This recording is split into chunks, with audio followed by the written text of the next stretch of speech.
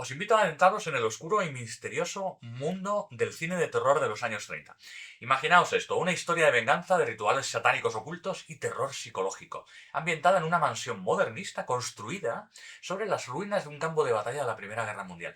Y además reúne a dos de los más grandes iconos del horror juntos por primera vez, en una historia que desafía las convenciones de aquella época y que ha intrigado a las audiencias durante décadas, repleta de temas oscuros y psicológicos. El resultado, uno de los mayores éxitos de taquilla del año para Universal Pictures. Quedaos aquí conmigo porque hoy tenemos una cita con Satanás.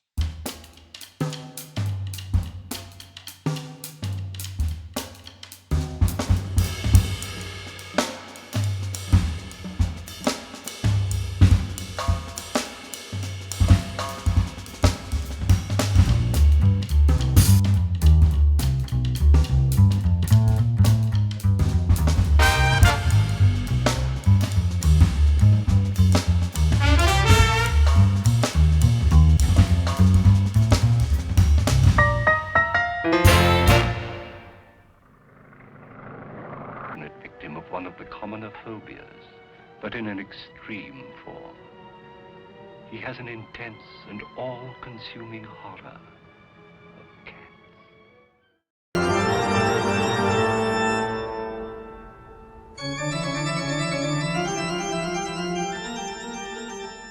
Muy buenas, ¿qué tal estáis todos? No sé si os ha llamado la atención la introducción que he hecho del regalo que he sacado de nuestro baúl. Pero es que si no habéis tenido la ocasión de verla, la película que os traigo hoy es una auténtica fiesta, ¿vale? El sombrío mundo del terror de los años 30 es donde nacieron los grandes clásicos de toda la vida, ¿no? Principalmente esos maravillosos monstruos de la Universal que tengo yo por aquí. Drácula, Frankenstein, la momia, el hombre lobo. Pero muy escondida queda esta pequeña joya que me encantaría descubriros a muchos de vosotros. Para mí es una estupenda obra maestra del terror atmosférico. La película no es otra que Satanás, dirigida por Edgar G. Ulmer y estrenada en 1934. Una película de terror anterior a todo el código de decencia y protagonizada por los mismísimos Drácula y Frankenstein en persona, Boris Karloff y Bela Lugosi, dos auténticas leyendas del género, y esta es su primera de muchas colaboraciones en pantalla. Satanás cuenta la historia del Dr. Vitus Berdegast, interpretado por Lugosi, quien busca la venganza contra su antiguo amigo, Hjalmar Polsig, interpretado por Karloff. La trama se desarrolla cuando Berdegast, junto con una joven pareja de americanos que conocen el tren, queda atrapado en la inquietante mansión modernista o art déco de Polsig, construida ni más ni menos que sobre las ruinas, y por supuesto de los muertos, de un campo de batalla de la Primera Guerra Mundial. Como decía, la película es una auténtica fiesta, es una locura. No solamente fue la primera película de terror en mencionar al satanismo como un culto, algo que se convertiría, digamos, pues en un clásico, ¿no?, de los habituales de las películas de terror, sino que aquí Boris Karloff es el líder de ese culto satánico. Siendo sinceros, esta primera colaboración en pantalla de estos iconos del terror, a estas alturas puede parecer un poco ridícula, incluso sobre todo al principio, ¿no? Lugosi tiene una naturalidad que hoy en día es muy exagerada, ¿no? Y además encima colocarte a Drácula como supuesto héroe de la historia, pues como que no convence. Pero poco a poco termina teniendo un sentido y un resultado espectaculares. Las miradas largas y silenciosas de Karloff pueden resultar muy cansinas y sin embargo a medida que la película avanza, la historia se despliega y esas miradas son unas muecas maliciosas y horrorosas. Nos damos cuenta de que Lugosi y Karloff son como dos caras de la misma moneda y a partir de ahí esa mansión art déco que habitan empieza a dominar la escena. Dejadme que os introduzca un poquito la trama. Nos encontramos con una pareja de estadounidenses que son Joan y Peter que viajan en tren en luna de miel en Hungría. ¿Por qué? Porque sí. No nos interesa y cada vez nos interesa menos, además. Su viaje se ve interrumpido por la llegada del Dr. Berdegast, interpretado por Lugosi, quien ha pasado 18 años en un gulag ruso y busca venganza contra un antiguo amigo, Hjalmar Polsig, interpretado por Karloff. Polsig es un ingeniero que traicionó a todas sus tropas durante la Primera Guerra Mundial y no se le ha ocurrido ni ha encontrado un mejor lugar para vivir que una mansión construida sobre las fortificaciones del antiguo campo de batalla. ¿Por qué? Pues porque sí, que no sé pesado, que es así. La mansión, con su diseño modernista, añade un aura casi futurista, ¿no?, que contrasta con la atmósfera más ominosa, ¿no?, que tiene el resto de la historia. Y aún más cuando Karloff hace su aparición de una manera absolutamente impactante y su personaje empieza a mostrar un interés malsano por Joan. Atentos a las miraditas que se marca un Karloff absolutamente impresionante. ¿Empezamos a interesarnos? Genial, porque ahora viene lo mejor. Vamos a descubrir que Polsik está casado con Karen, que es la hija de Verdegas, y que anteriormente estuvo casado con la esposa de Verdegas. Casi nada, esa no te la esperas, ¿eh? Y el remate es que además Polsik guarda en el sótano a varias mujeres muertas preservadas en vitrinas de vidrio. ¿Por qué? A ver, no preguntéis más el por qué. Lo que sí que es posible que entendáis ahora es el por qué mencionaba que la película se había rodado antes, digamos, del código de decencia del Hollywood de los años posteriores, porque ya no es simplemente que se vea en pantalla, pues por ejemplo, una pareja compartiendo dormitorio, como se ve aquí, eso no es todo. Es que la historia culmina con una serie de momentos bastante más que inquietantes. Verdegas finalmente vengándose de Polsik de una manera brutal y bastante horripilante, aunque solo lo vamos a ver en sombra, dejando que nuestra imaginación haga el resto, lo cual a veces puede ser incluso peor, ¿no? Satanás es una joya absolutamente loca del horror atmosférico que, a pesar de elementos aparentemente absurdos, logra crear una experiencia cinematográfica que es absolutamente inolvidable. Los códigos de Universal estaban más que descontentos, ¿no? Cuando vieron el primer corte de la película y entonces le ordenaron al director hacer algunas tomas adicionales para reducir la violencia y el horror. Pero Edgar Ulmer hizo lo contrario e incluso añadió la famosa secuencia de Polsik, de Karloff, donde se le ve observando a sus esposas muertas pero preservadas, antes de revelar el destino de Karen al Dr. Verdegas. Satanás es una película que, aunque no es particularmente aterradora con los estándares actuales, sí que es verdad que posee una atmósfera única que la hace destacar entre todas ellas, probablemente provocado por los problemas y situaciones que rodearon al propio rodaje de la película, porque los cambios de trama y el montaje son más que evidentes cuando estamos viendo la misma. Pero es que a lo largo de sus menos de 70 minutos, y como os he comentado, llega un momento en que no nos importa nada en absoluto, simplemente estamos alucinando con la historia. La película se sostiene en una especie de lógica onírica y en los caprichos de los estados de ánimo inquietantes que la envuelven. Me recuerda mucho a películas como Vampire de Dreyer o Un perro andaluz de Dalí, sin llegar, por supuesto, en absoluto a la clase técnica de ellas, pero es una experiencia como que te envuelve y no te suelta, ¿no? Incluso inicialmente la película parece algo muy convencional, como otras películas de terror de la Universal de la época, como las propias Drácula o Frankenstein, pero lo complicado, lo tremebundo de su trama, errores de cálculo, el montaje fragmentado y la increíble y penetrante mirada de Karloff la elevan a un nivel absolutamente diferente. Esta es la única película de estudio de alto nivel que Ulmer tuvo la oportunidad de hacer y la llena con unos escenarios austeros y una atmósfera de terror, la verdad es que sin ningún tipo de contención. El estado de ánimo de la película nos va envolviendo y todas sus incongruencias la hacen parecer incluso más grandiosa y oscura de lo que las imágenes por sí solas pueden captar.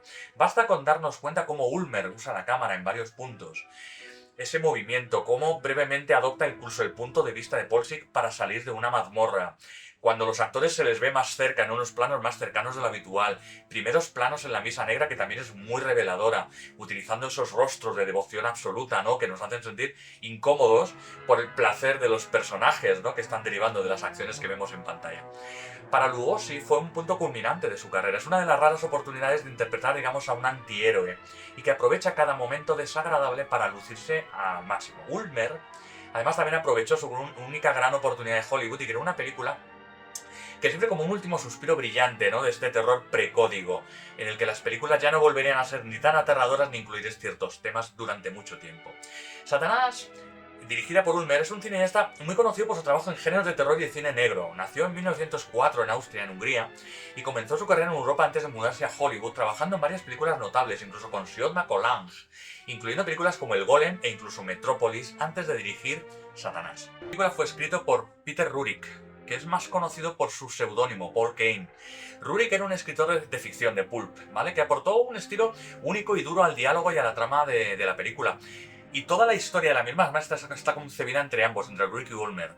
Durante el rodaje se sabe que Ulmer filmó escenas que se supo que nunca iban a ser permitidas en el corte final, y usaba esas escenas en negociaciones con el estudio, acordando eliminar las mismas si se mantenían otras escenas que normalmente serían cortadas, ¿vale? Como mencionaba antes, la película tiene una historia bastante problemática. Durante la producción, el jefe del estudio, Carl Lemne, estaba fuera de la ciudad y dejó a Ulmer total libertad para la dirección de la película. Y entre algunas de las cosas que rodaron y más extremas que se veían en ese primer corte de la película se incluía una violación, una escena bastante más vívida de los resultados de una evisceración e incluso una trama de Joan, la protagonista americana, transformándose en el gato que le da nombre al título original de la película. Obviamente, si alguna de estas escenas hubiera permanecido, la historia y la trama podrían ser completamente diferentes a la que tenemos hoy en día, aunque la película probablemente también hubiese perdido algo de su poder y su lógica febril si se hubieran incluido. O no, la verdad es que tampoco podemos saberlo, ¿no? De cualquier manera es algo que ya no podemos valorarlo porque aparentemente esas escenas eliminadas fueron destruidas porque era la costumbre un poco de la época. El golpe de gracia final es que condenó a Ulmer durante la producción de Satanás, es que este comenzó una aventura con Shirley Castle, que más tarde se convertiría en su esposa. Y es que Shirley Castle estaba casada con Max Alexander, que era el productor de Universal Pictures y era el sobrino del jefe del estudio Carlin. Con todo ese escándalo que resultó que Ulmer se le incluyó en una lista negra en los principales estudios de Hollywood por el resto de su carrera, y a partir de ahí nunca volvería a estar relacionado con títulos de mayor prestigio, desgraciadamente, todo series B o películas muy menores. Curiosamente, aunque la película en su título original, que es The Black Cat, se acredita como sugerida por el cuento de Edgar Allan Poe, del mismo nombre, El gato negro, no tiene nada que ver absolutamente con la novela de Poe, absolutamente nada. La historia de la película fue una creación original de Ulmer y de Rurik. Ulmer admitió en una entrevista incluso que se acreditó la historia de que estaba basada o sugerida por Poe para atraer, digamos, la atención del público, a pesar de que no tenía nada que ver con la película. Y en esta ocasión yo os diría que incluso el título en castellano es bastante más acertado y bastante más interesante, Satanás. Dicho esto, evidentemente fue prohibido en nuestro país en la época. El gato negro solo tiene que ver con el proyecto determinado por la obvia presencia de un gato negro que afecta al personaje interpretado por Bela Lugosi. Sin embargo, también es verdad que utiliza o aprovecha algún paralelismo bastante ingenioso entre la película y la historia de Poe. La historia de Poe trata la oscuridad dentro de un hombre, un protagonista que no puede controlarla incluso cuando intenta ser buena gente. Algo que coincide con la montaña rusa emocional de Verdegas, de Lugosi. Y este gato negro además arruina los planes de Verdegas, al igual que lo hace con el narrador de la historia de Poe. Paul Feig además entierra su pasado, digamos, con el castillo, de una manera parecida a lo que el protagonista, el gato negro, intenta hacer en el cuento. Y más literalmente, Paul Feig entierra a las mujeres en sus propias vitrinas especiales, lo cual habla mucho de la perversión que estas vitrinas sean transparentes en lugar de estar hechas por de ladrillo, de madera o algo así. Por ello se presupone que el personaje de Paul Feig, interpretado por Karloff, estaba basado en el famoso ocultista Aleister Crowley. Crowley, una figura muy controvertida, muy enigmática de la época, conocida por sus prácticas esotéricas y por su influencia en el ocultismo moderno. La cinematografía estuvo a cargo de John J. Mescal, cuyo uso de la iluminación expresionista y de ángulos de cámara muy atrevidos contribuye muy significativamente a la atmósfera inquietante de la película. El trabajo de Mescal en Satanás es uno de los que se cita, ¿no?, como una de las mayores probablemente fortalezas de la película, porque crea un estilo visual que sirve para relanzar esa sensación de temor y de inquietud. El otro elemento técnico destacado también es la música de Satanás, compuesta por Heinz Rommel. Fue revolucionaria para su tiempo porque incluía una partitura casi continua durante todo el metraje de la película, incluyendo piezas clásicas de Liszt, Tchaikovsky y Chopin, lo que le añade una capa de sofisticación y de tensión a la película, diferenciándola de otras películas de terror de la época, que os recuerdo en los primeros años 30, o en esta década, la música de las películas normalmente se limitaba a los títulos y a los créditos, y poco más. Sin embargo, Ulmer rompe con esta tradición al incluir una banda sonora de fondo, como os decía, prácticamente continua a lo largo de toda la película. Un detalle notable además incluso es que el timbre de la casa de Paul Feig, cuando lo pulsan, toca las primeras 4 notas de un tema recurrente de la época de Mr. Tiger, de Richard Wagner, añadiendo un toque distintivo y ominoso a la atmósfera de la película. Pero dejadme que me meta con el elenco que dio vida a Satanás. Por un lado, Boris Karloff, acreditado simplemente como Karloff en la película, interpreta al siniestro Hjalmar Paulsig. Karloff se convirtió en un icono, ¿no?, de terror con su papel como el monstruo de Frankenstein en el año 31. Su interpretación de Paulsig aquí en la película es un arquitecto satánico con una inclinación por preservar mujeres muertas, pues es, yo diría que tanto escalofriante como absolutamente hipnotizadora. Ya os mencionaba antes que el personaje está basado en parte, digamos, en el ocultista británico Aleister Crowley, cuyas hazañas pues estaban en los periódicos en la época y eran bastante reconocidas. Bela Lugosi, nacido en el 82 en Hungría, interpreta a Vitus Verdegast. Lugosi ya era famoso también por su papel como el conde Drácula en la película del año 31. Y en Satanás, el papel de Lugosi es una figura más trágica, más impulsada por un deseo de venganza contra Paul Feig, quien lo traicionó durante la Primera Guerra Mundial y le robó a su esposa y a su hija. Esta es la primera de las, me parece que no sé, son 7 u 8 películas que emparejaron a ver a Boris Karloff y a Bela Lugosi. Karloff siempre reconocía que Bela Lugosi había estado muy preocupado, ¿no?, de que Karloff le robara escenas. Era algo que ocurría muy habitualmente en las películas Y el miedo de Bella no era absolutamente fundado porque es evidente en la película en el que se ve como claramente Karloff está robando o sobreactuando en escenas descaradamente. Entre otras hay una, por ejemplo, donde Vitus, Bella, está hablando con los policías en un húngaro natal y si observas de cerca se le puede ver a Karloff como está absolutamente exasperado, suspirando, incluso poniendo los ojos en blanco a espaldas de Lugosi. El resto del reparto pasa desapercibido, además que no nos importa en absoluto. David Manners como Peter Allison, un joven escritor estadounidense, y Julie Bishop, que acreditada como Jacqueline Wells, como su esposa, Joan. Son unos americanos típicos y rematadamente tontos, ¿vale? Como cuando llegan a Europa habitualmente. Manners fue un popular galán a principios de los años 30, conocido por papeles en películas de terror, incluso con estos actores como Drácula y como La Momia. Julie Bishop tuvo una larga carrera en el cine y en la televisión, aparece en más de 80 películas, pero poco más destacado tiene. Los únicos aspectos más destacados del resto del reparto serían Lucy Lund, que interpreta a Karen, la esposa de Polchik, y también a la hija de Verdegas, añadiendo una capa de ironía trágica a la historia. Lund fue una de estas reinas de la belleza convertida en actriz que apareció en varias películas de los años 30, pero su papel en Satanás es una de las actuaciones, digamos, un poquito más recordadas. Eso sí, como dato curioso, si os fijáis con detalle podréis ver al John Carradine, al papá Carradine, que se convertirá en un icono del terror por derecho propio, con una aparición no acreditada como uno de los miembros del culto que toca el órgano durante la escena de la misa negra en el final de la película.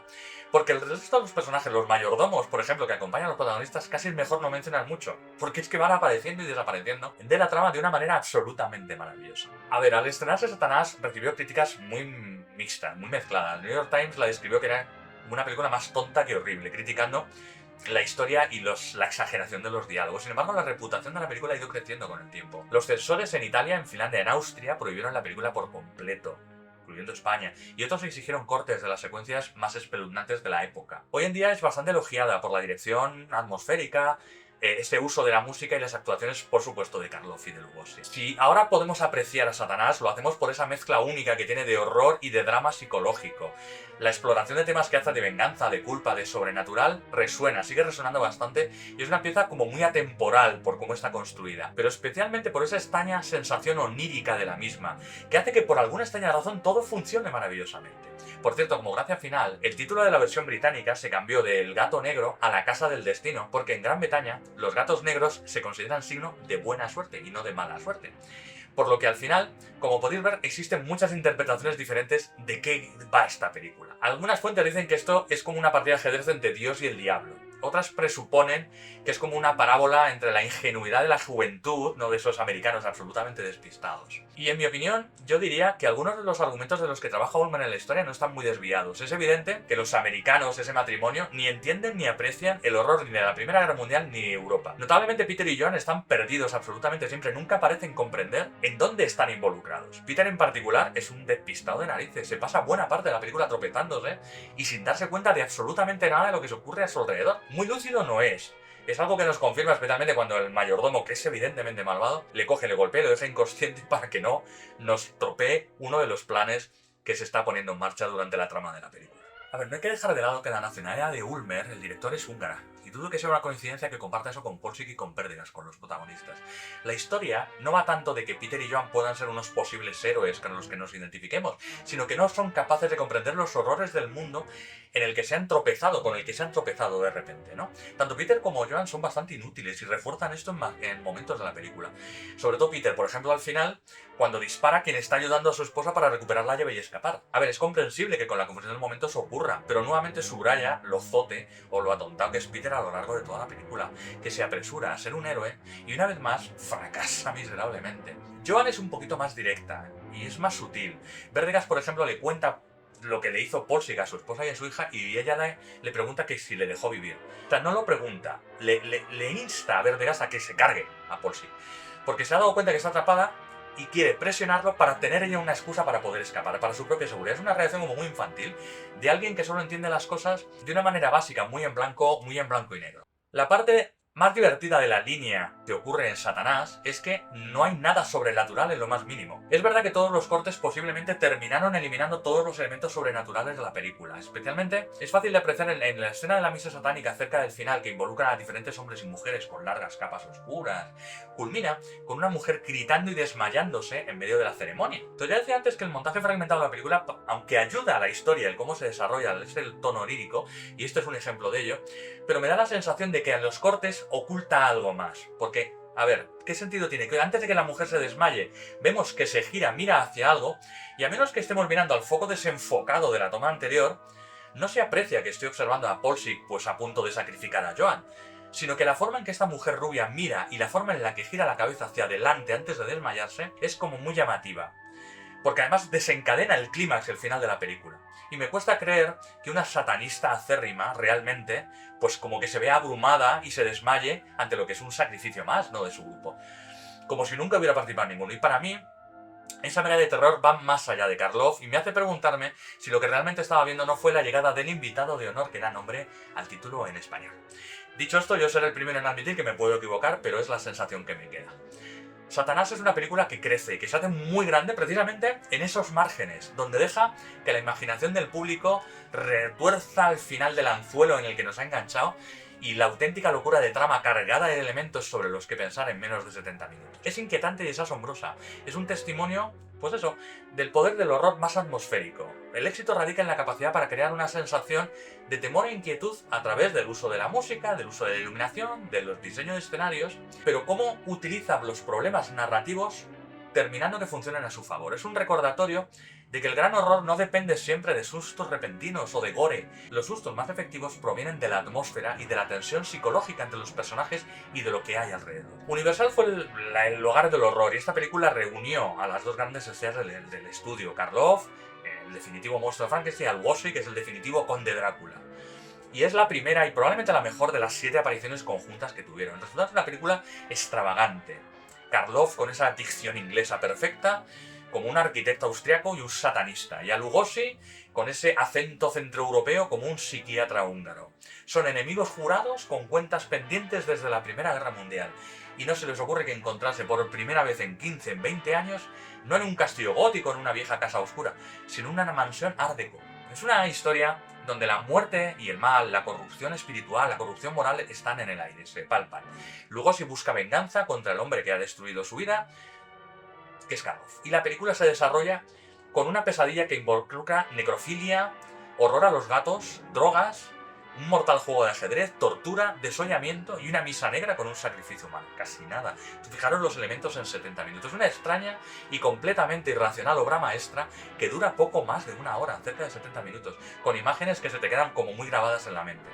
Y creación del director, productor Edgar Ulmer, con guión de Peter Rurik, con una historia de ellos y, para mí, una de las mejores películas de terror de la Universal, no solo de los años 30, sino todo el catálogo de la compañía. Inspirada en esa obra de Poe solamente en el título, con algunos de los temas y elementos más horroríficos que se han encontrado nunca en cualquier película de terror de la Universal de largo, para crear algo escalofriante y diría terriblemente magnético. Espero que hayáis disfrutado de este viaje por el fascinante mundo del gato negro de Satanás. Seguir acompañándonos, estar ahí, preguntarnos, decirnos, recordar lo que decíamos. El terror no depende del gore, no depende solamente de los sustos, no depende de lo sobrenatural. Valen mucho más las historias. Este es el valor de esta gran película y esta es una de las cosas que me encanta traeros. No sé, ya veré qué sacaremos del baúl, qué sorpresa nos puede aportar este inmenso baúl que yo tengo aquí a mi alrededor y que guardamos aquí en la buhardilla. Pero nos vemos en la próxima. Seguir estando ahí, seguirnos preguntando, seguirnos pidiendo historias y seguir hablando con nosotros. Nos vemos. ¡Hasta la próxima!